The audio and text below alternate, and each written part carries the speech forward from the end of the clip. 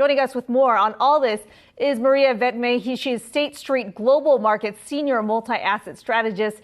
Good to talk to you today. Walk me through this big reversal that we have seen. We started Q4 off with a big bang, and here we are today talking about a big sell-off. Yeah, hi. For us, the kind of big rally we saw earlier in the week was, a bit unexpected. We still have fairly bearish outlook on the market, so it could have been potentially a little bit over-exaggerated reaction to some concerns, for signs of concerns about labor market. But I think it's important to kind of realize that we came to this to the data release in JOLTS number in a very oversold position in risk assets, right? So stocks been selling fairly consistently for good 6 weeks. Dollar is close to all-time highs. We have very kind of difficult position in mod market. So market was kind of very short risk. You have a number that suggesting that labor market is potentially weakening. You change Fed expectation and boom, you have this huge reaction.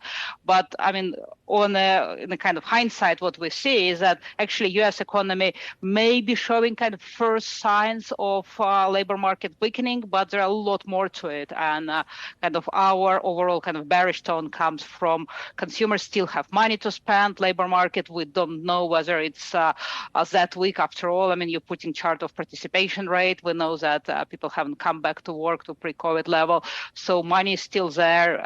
So inflation problem is not solved. So difficult to get very bullish in this market. Yeah, that is a long list of things that you just rattled off in terms of concerns weighing on investors right now. We've obviously got that big jobs number coming out on Friday. What's your expectation there? And what are we likely to see from the market if, in fact, it comes in a little weaker than expected?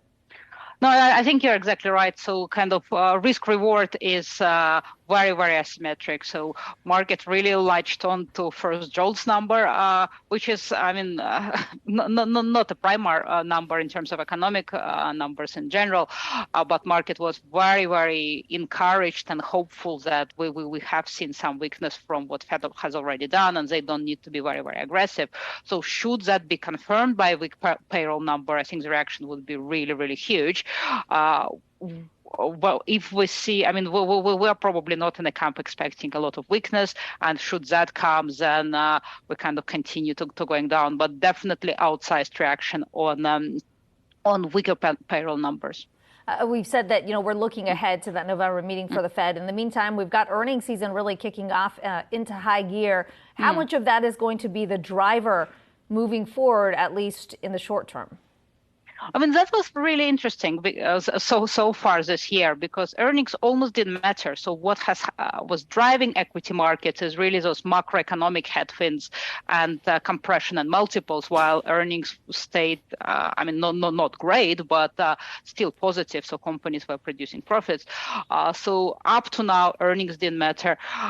We probably expect something similar. We still expect corporate earnings to be somewhat okay, not great. So trailing earnings exceed reporting numbers.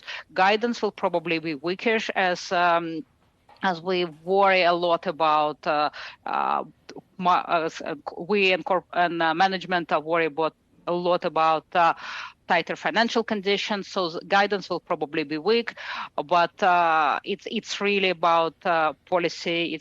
So I would probably still say that yes, earnings season is important, but macro headwinds dominate. Okay, Marija Veitmane setting us up for a very busy week ahead. State Street Global Market Strategist, Market Senior Multi-Asset Strategist. Good to talk to you today. Well, shares of Twitter now